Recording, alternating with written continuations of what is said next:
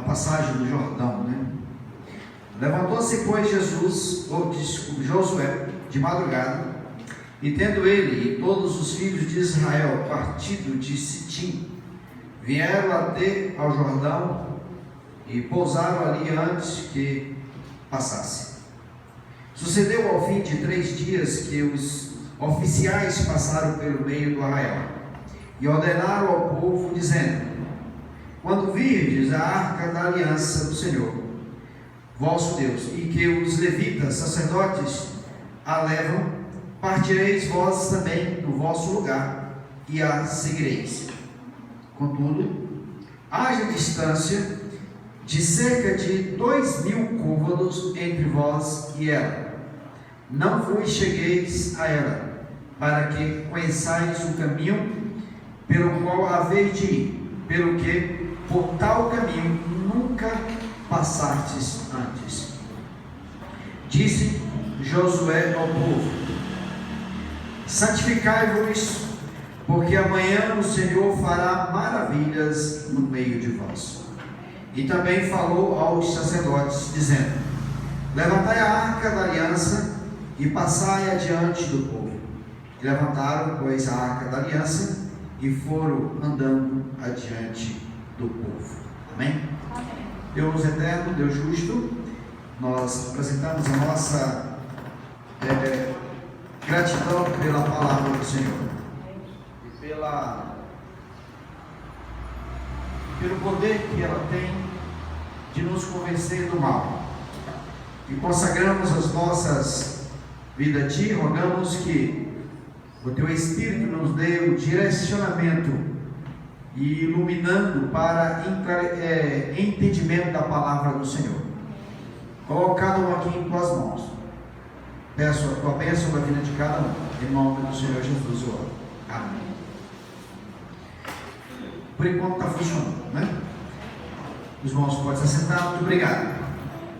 Meus irmãos, hoje eu estava com uma outra mensagem, mas como eu tinha essa aqui em mente, e ela encaixou muito bem com a mensagem do irmão Jonatas hoje pela manhã. Então, quando eu ouvi a mensagem do irmão Jonatas hoje pela manhã, aí eu pensei logo nessa mensagem que eu tinha em mente. Falei assim, então encaixou. O irmão Jonatas abriu a porta e agora ele abriu o caminho, vamos colocar assim, né? Agora estamos diante da porta. Diante da porta. O irmão Jonatas pela manhã abriu o caminho. Já trilhamos esse caminho por 40 anos. Agora estamos diante da porta de entrada da terra prometida. Temos muitas coisas, muitas lições, muitas coisas interessantes. Não dá para explorar tudo no período de uma mensagem. Mas eu quero ser bem sucinto naquilo que eu vou lhes passar nesta noite, aplicando as nossas vidas. Por quê? Como reflexão eu tenho o nosso tema, que agora é a hora de atravessar o Jordão. Nós vimos pela manhã os preparativos para pegar o caminho, e nesses preparativos que o irmão Jonatas aqui falou, Israel passou por muitas experiências, e essas experiências, 40 anos depois, nós estamos agora diante da terceira geração. Significa que dos que o irmão Jonas falou hoje pela manhã, aqui apenas 2 se encontram: Josué e Caleb. Apenas 2. Dos mais de 2 milhões dos que saíram do Egito, apenas 2 se encontram. Terceira geração. O que acontece? Para atravessarmos o Jordão, evidentemente que é mais um desafio que nós temos. E nós estamos diante de um novo, porque nós fazemos parte dessa terceira geração. Nós não experimentamos e nem temos a experiência da travessia do Mar Vermelho. Conhecemos em ouvir falar dos nossos pais, dos nossos avós. Mas agora nós temos o Jordão. De modo que eu quero lhes conduzir diante do desafio que nós temos, que é o Jordão. Eu quero lhes conduzir aplicando o Jordão ao momento que nós estamos passando. Momento pandêmico. E esse momento pandêmico, vamos sempre estar aplicando as nossas vidas nesse sentido, como o Jordão. É algo novo. Nós nunca passamos por algo que estamos passando. E como eu tenho dito, pior vai ficar. Não estou querendo deixar ninguém alarmado, mas pior vai ficar. A Europa já começou a segunda onda. Hoje mesmo fechou a Itália, fechou a Espanha. A França já fechou essa semana. Israel já tinha fechado, no Oriente. A segunda onda, e aí já está dando algumas notícias dos Estados Unidos que está aumentando o número de infectados. Aqui no Brasil você sabe muito bem por que não está fechado. Cada política. Passou a política, pode ter certeza. Lembre-se que 2021 não é ano político. Se não é ano político, os políticos que regem a nossa nação, a nossa cidade, o nosso estado, não estão nem aí com o povo.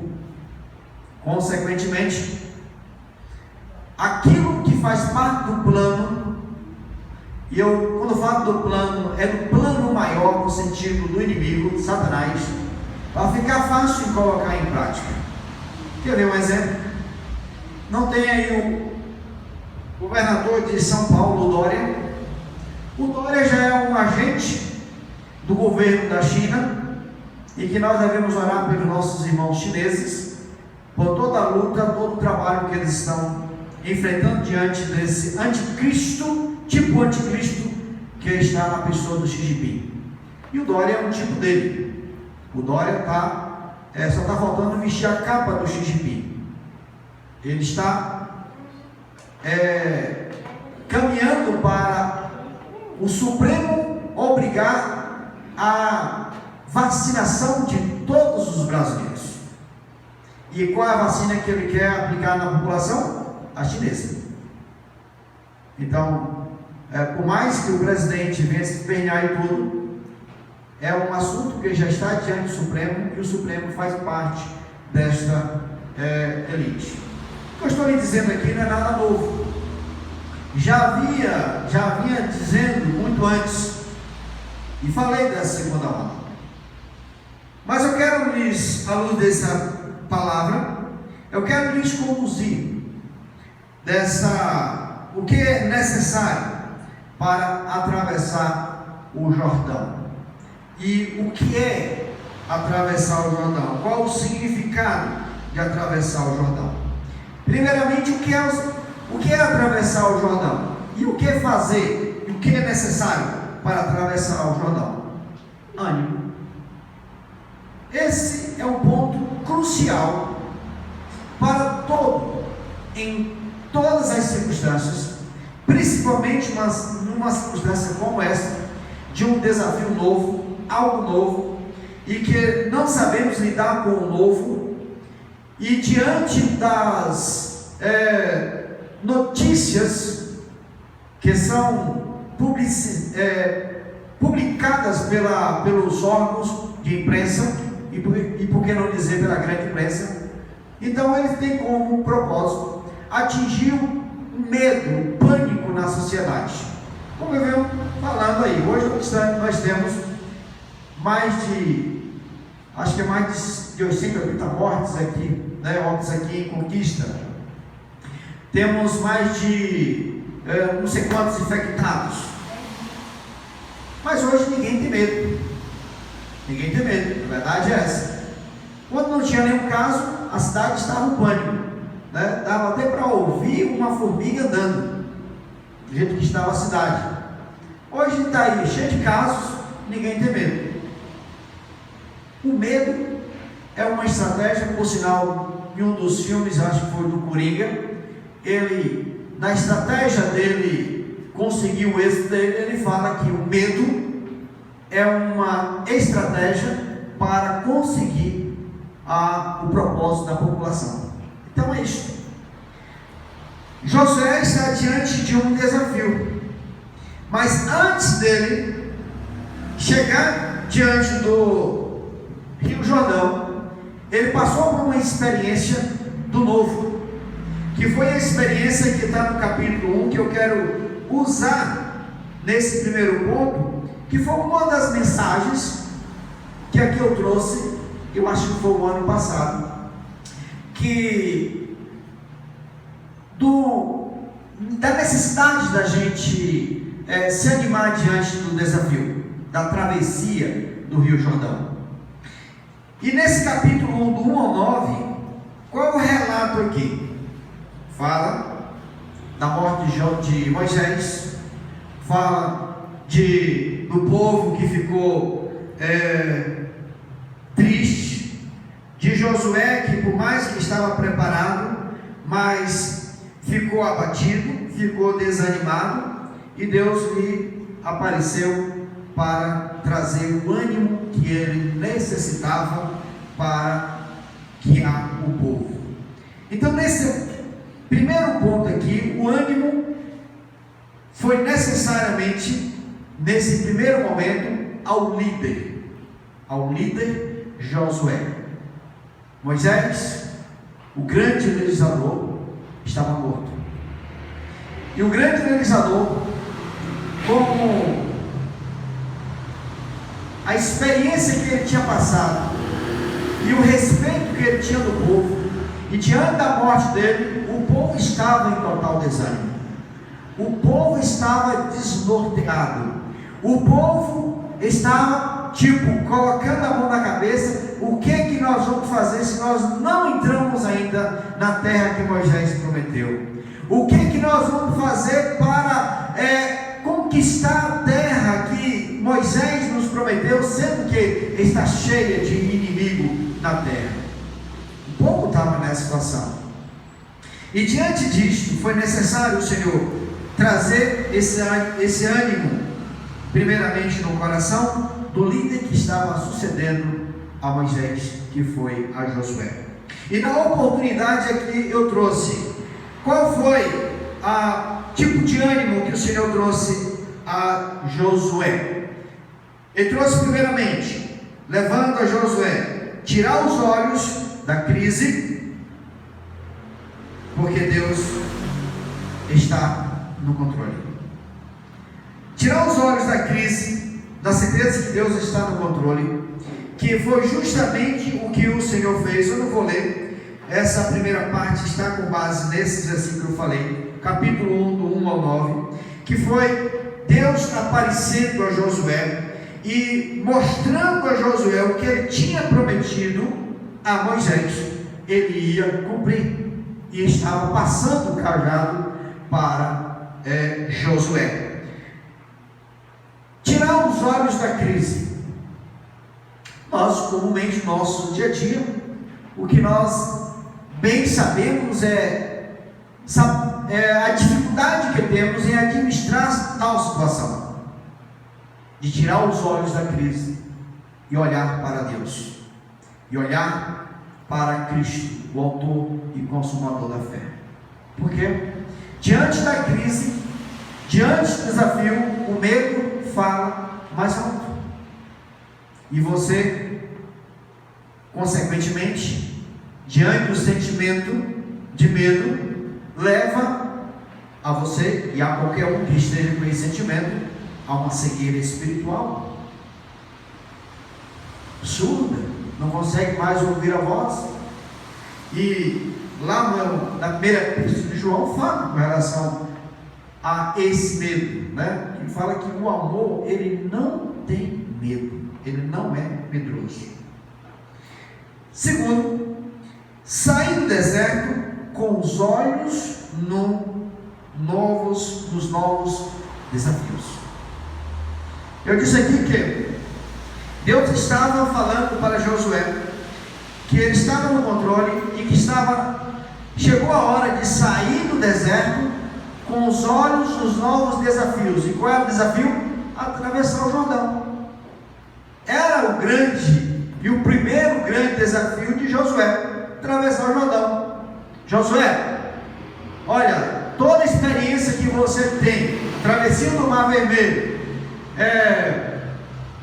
o fato de você ser treinado com Moisés, mas agora Moisés está morto. Então, ser forte, anima-te, olha para mim, eu tenho o controle de todas as coisas. Tira os olhos da crise e olha para os novos desafios que eu tenho grandes proezas a realizar através de você.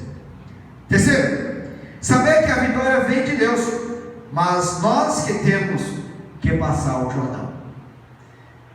Olhar para os desafios é ter essa certeza: você não vai ficar livre do desafio, você vai enfrentar o desafio. Você vai ter que atravessar o Jordão, você vai ter que atravessar a crise, mas olhe com essa expectativa, saber que a vitória vem de Deus. A vitória vem de Deus. Se a vitória vem de Deus, então olhe nessa expectativa, passe o Jordão. A segunda onda deve chegar? Sim, deve. Qual mês? Não sei. Novembro? Dezembro? Alguns falam que é fevereiro, março. Alguns dizem que é isso, que vai ser o pico da segunda onda. Tem outros propósitos nessa segunda onda? Sim, tem. É outra questão, outros problemas, outros assuntos. O que eu quero dizer é que estejam preparados. Daqui a 15 dias, não, a 20 dias, vamos ter as eleições. Observe que assim que terminar as eleições, tudo vai mudar. Tudo vai mudar. E qual vai ser a centralidade? Você vai ter político para estar dando apoio? Não. Vão ser os primeiros a subir. Entendeu? Você não vai encontrar prefeito, nem vereador para defender a sua causa, porque a ordem, a lei vai vir lá de cima, vai vir do Supremo. E o Supremo vai obrigar, se não nesse primeiro momento, talvez lá no segundo momento, vai obrigar todo mundo a tomar a vacina. Se nós vamos tomar a vacina, não sei. Se a vacina ela tem alguma coisa de mal, também não sei. Mas vamos atravessar o Jordão na expectativa, porque nós fazemos parte do povo de Deus. Nós somos em Cristo mais do que vencedores. Vamos olhar com essa expectativa. Olhar com essa expectativa é ter um peito carregado de um ânimo esse que não vem das circunstâncias que estão ao nosso redor. É um ânimo que vem do próprio Deus. Por sinal, aqui a Josué, por 3 vezes, ele fala para Josué da questão do ânimo, né? Ser forte e corajoso, no verso 6. No verso 3, no verso 6, desculpe, no verso 9, ele fala: ser forte e corajoso, não temas, nem te espante, porque o Senhor teu Deus é contigo por onde quer que andares. O ânimo vem de Deus, a força vem de Deus, é Ele que nos fortalece, é Ele que nos guia. Posto isso aqui, eu quero lhes conduzir a partir de então para o entendimento do texto que nós lemos. E esse texto aqui tem muita coisa. No primeiro momento eu vou lhes conduzir ao entendimento do texto, mas eu quero explorar uma camada essa que eu tenho dito sempre para vocês aqui, a camada profética, a camada escatológica. Se muitas coisas corroboram para o nosso desânimo, Josué está agora diante do desafio, mas lembre-se, Josué não está mais desanimado. Ele foi revigorado das suas forças pelo próprio Deus. E diante desse revigoramento e diante do relatório dos espias que foram lá na cidade de Jericó e trouxe o seguinte relatório para Josué no verso 22 do capítulo 2. Foram-se, pois, e chegaram ao monte e ali ficaram, 23, desculpe. Assim os dois homens voltaram e desceram do monte, e passaram e vieram a Josué, filho de Nun, e lhe contaram tudo quanto lhes acontecera, e disseram a Josué: certamente o Senhor nos deu toda essa terra nas nossas mãos, e todos os seus moradores estão desmaiados diante de nós. Eles sabiam de que Deus se tratava. A fama já tinha alcançado toda a região do Deus que dividiu o Mar Vermelho, do Deus que conduzia o povo com duas colunas, a coluna de nuvem durante o dia e a coluna de fogo durante a noite, do Deus que fez proezas diante da abertura do Mar Vermelho. A coluna e o anjo do Senhor que estava à frente veio para a retaguarda do povo, dando segurança para o povo atravessar o Mar Vermelho. É esse Deus que eles têm conhecimento, e é diante desse Deus que eles estão se desmaiando de terror. Isso lembra de quê? Nos lembra do Apocalipse, nos lembra da grande tribulação, desses homens que hoje estão se achando Deus, fazendo coisas como se fosse o próprio Deus, fosse um Deus. Esses homens que estão armando as suas casas, montando o seu refúgio em cavernas, que são os bunkers, e cada dia mais está aumentando esse comércio em todo o mundo, não é só nos Estados Unidos. Aqui no Brasil também tem bunker. Aqui no Brasil também tem cidades subterrâneas. É segredo, mas tem, tá? Em todo mundo tem. Então, esses bilionários, esses políticos que estão governando nosso país, nossos estados, todos eles, a maioria deles, sabem, e eles estão arrumando a cama dele, porque quando a grande tribulação chegar, vai vir um tal de um terremoto, e eu creio que nós não vamos estar aqui, essa é a minha confiança.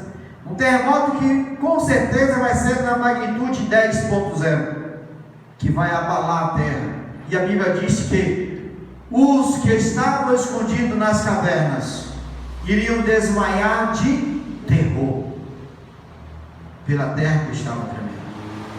Não é um assunto aqui. Eu quero lhes conduzir, porque diante desse desafio, Josué está agora diante do rio de fato.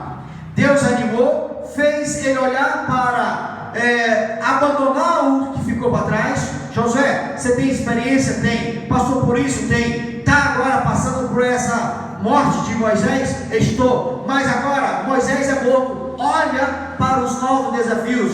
Esqueça os desafios do deserto. Agora olhe para o desafio do Jordão. É isso que Deus está fazendo com você nessa noite. Talvez você esteja ainda preso no ontem, preso no passado. O inimigo, ele é mestre nisso, de fazer você ficar preso e voltar ao passado. Deus não.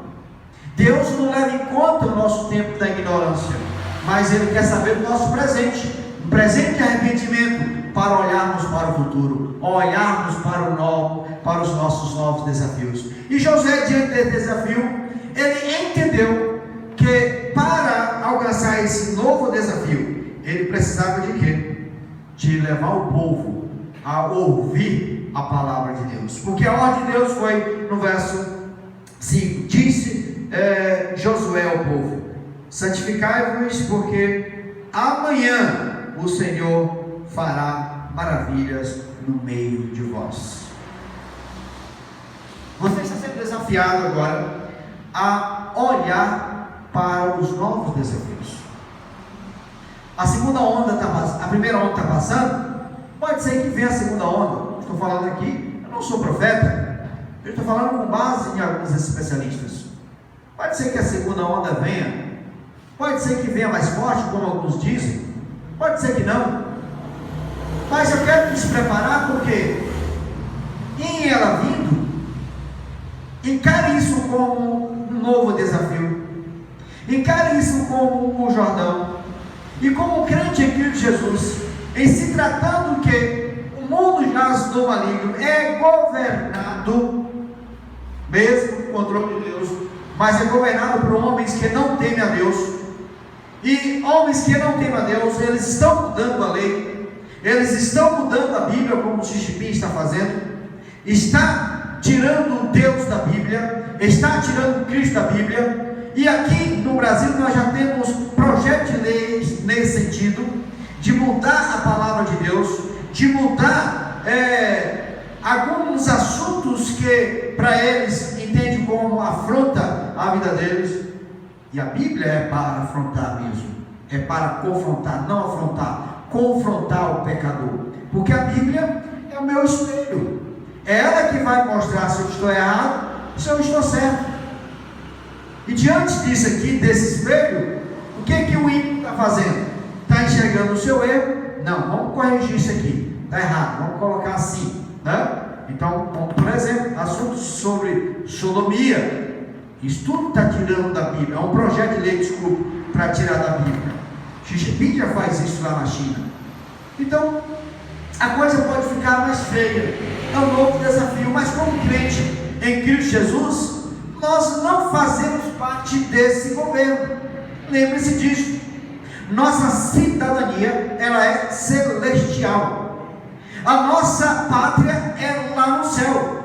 Cristo nos chamou do mundo para quê? Para nos santificar, e nessa santificação ele ora na sua oração sacerdotal, lá no Evangelho de João 17, ele mesmo ora: Pai, eu não peço que tire do mundo, mas que o livre do mal.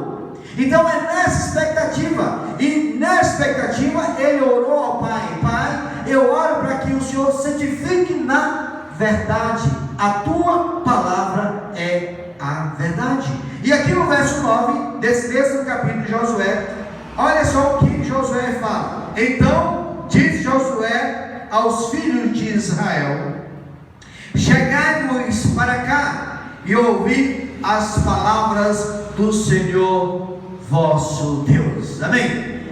Eu quero lhes convidar a olhar para a palavra. Nós estamos dentro de um contexto em que o descrédito da palavra está sendo cada dia mais forte e crescente. Quando eu falo descrédito, não digo nem da sociedade, de modo geral, mas dos próprios igrejados, que estão mais para os desigrejados, para os rebeldes, para os que não estão sendo convencidos pelo Espírito, porque estão querendo andar em conformidade àquilo que ele acha. Eu não posso andar em conformidade àquilo que eu acho. Diante dos desafios que eu tenho da Igreja Batista Remanescente,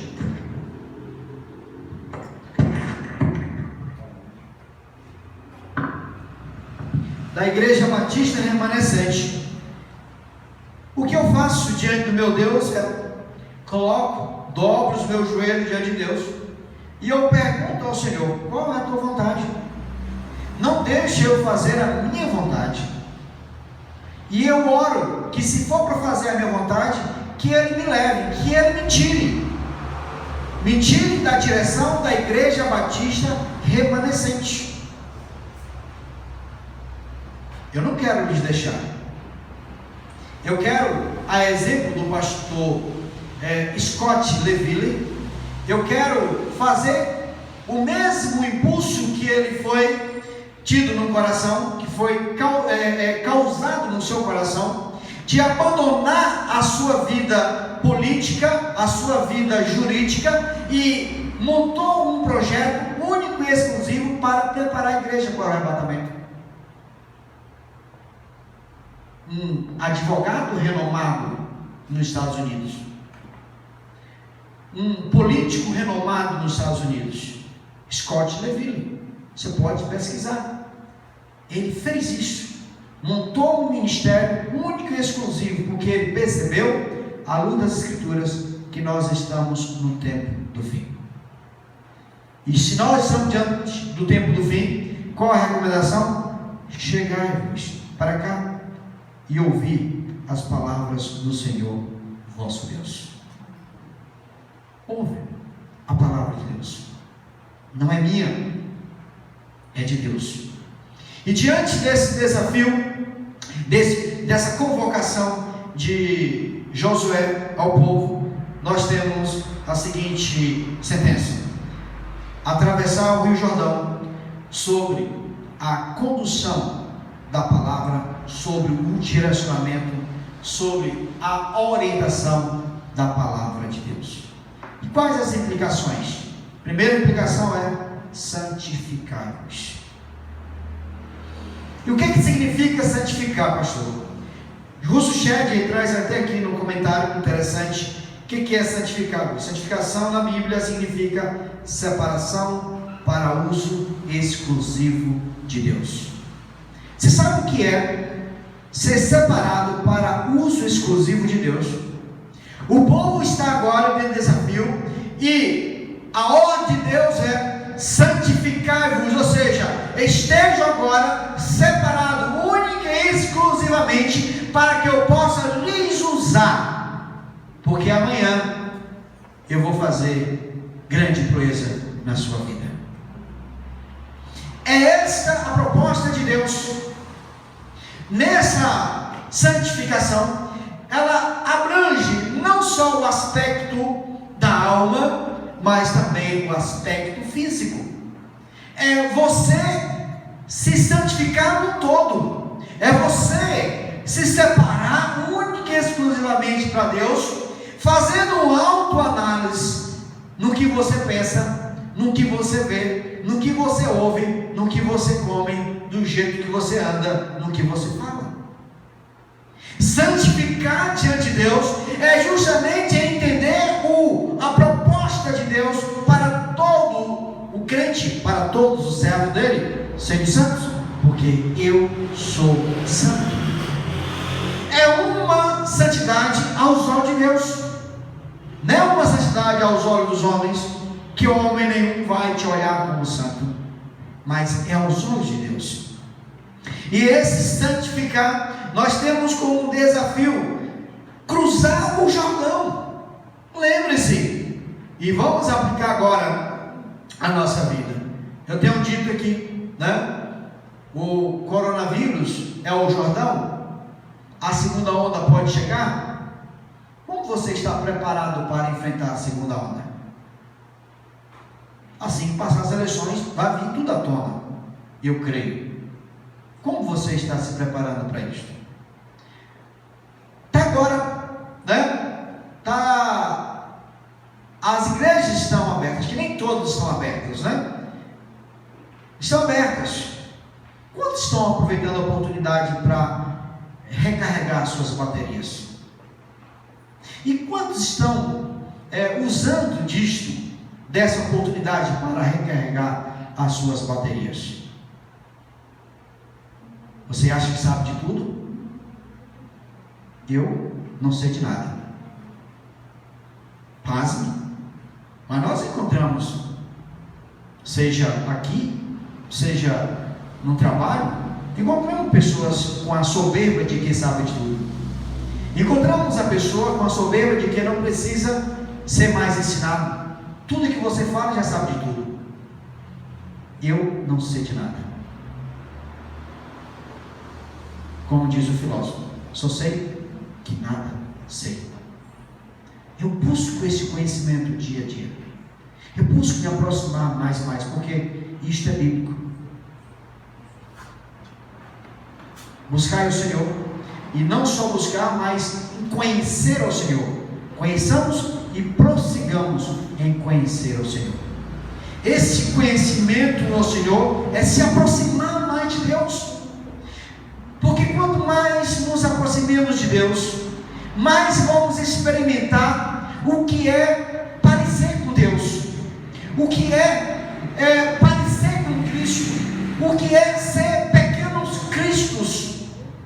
E parecer com Deus e ser pequenos cristos é você estar nesse mundo naquela agonia, sabendo que esse mundo não lhe pertence. E eu lhes digo, não com soberba, mas lhes digo com todo o coração e amor. Eu vivo como se fosse o último momento da minha vida aqui na terra. Eu não tenho planos mais para esse mundo. O mundo jaz no maligno. Não tenho plano para esse mundo. Coloquei minha casa à venda. Não sei se todos sabem disso. Coloquei minha casa à venda. Eu quero arrumar a minha casa, a minha vida. Está pronto. Porque a minha morada não é aqui. A minha morada é na glória, na casa que o Cristo foi preparar e Ele falou que iria voltar. Eu não posso estar me conformando com tanta injustiça nesse mundo. Isso é parecer-se com Deus.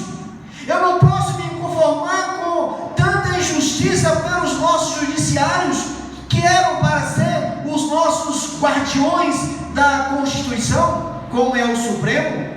Eu não posso ver ladrões, assassinos sendo soltos por ministros em nome da lei. Isso não é justiça, é injustiça.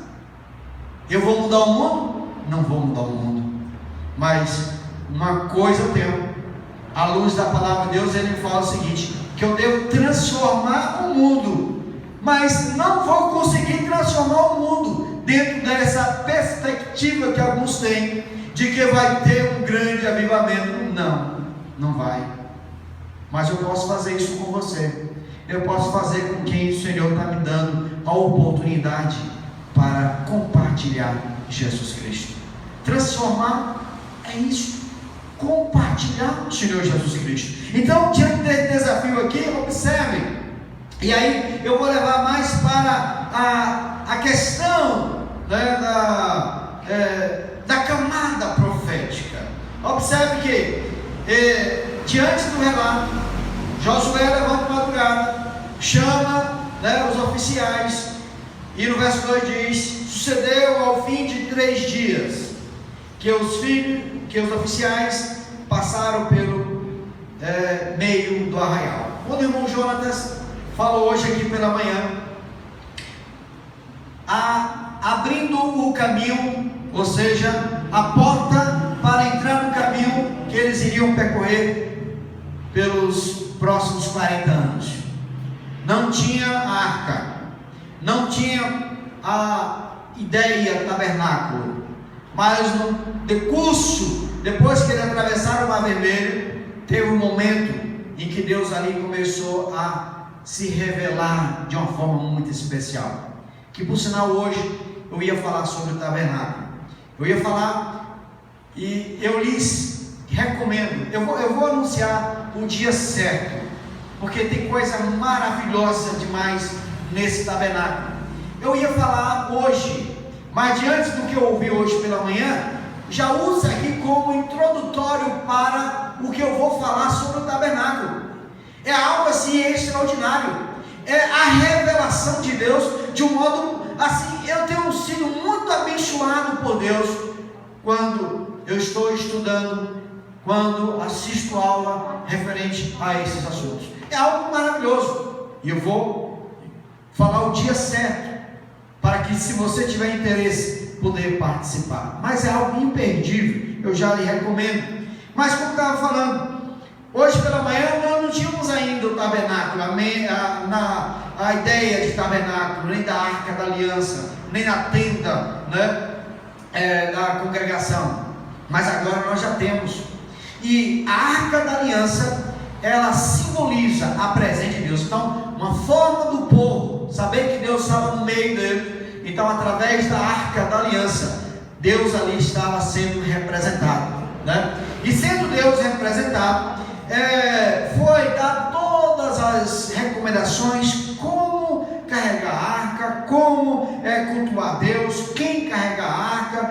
No caso, os levitas, as famílias, cada um com as suas obrigações. E no verso 3 fala: e ordenaram ao povo, dizendo: quando virdes a arca da aliança do Senhor vosso Deus, e que os levitas sacerdotes a levem, partireis vós também do vosso lugar e a seguireis. Contudo, haja distância de cerca de 2.000 côvados entre vós e ela.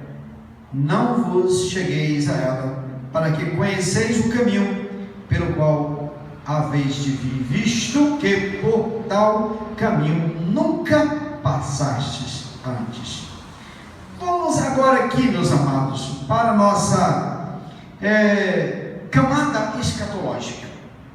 Qual o entendimento aqui? Josué, diante do novo desafio, santifica o povo, pega os sacerdotes. E interessante que os sacerdotes aqui, eles não eram, a família coatita que era a responsável para carregar a arca da aliança.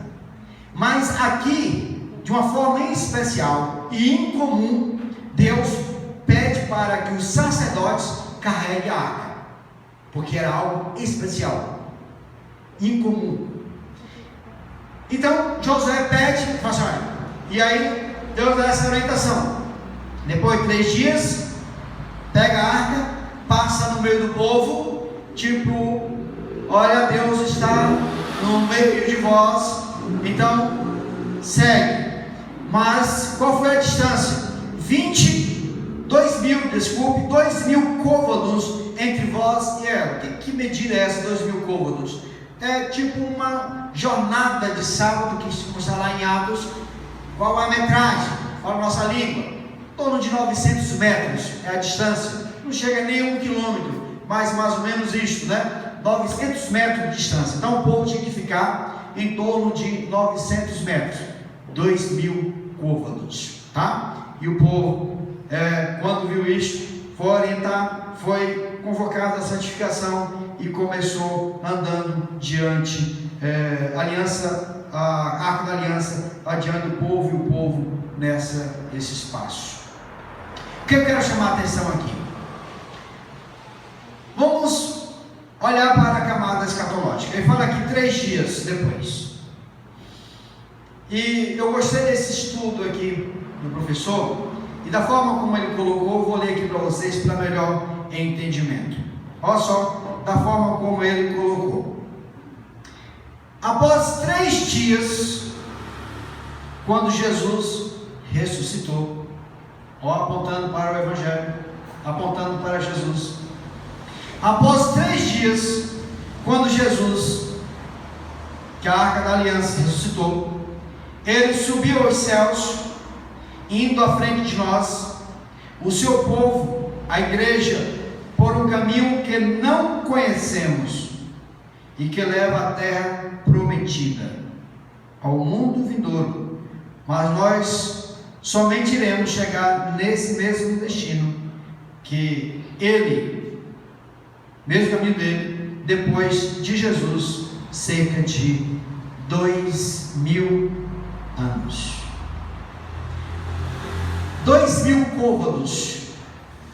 Como é que a gente pode colocar isso como um tempo?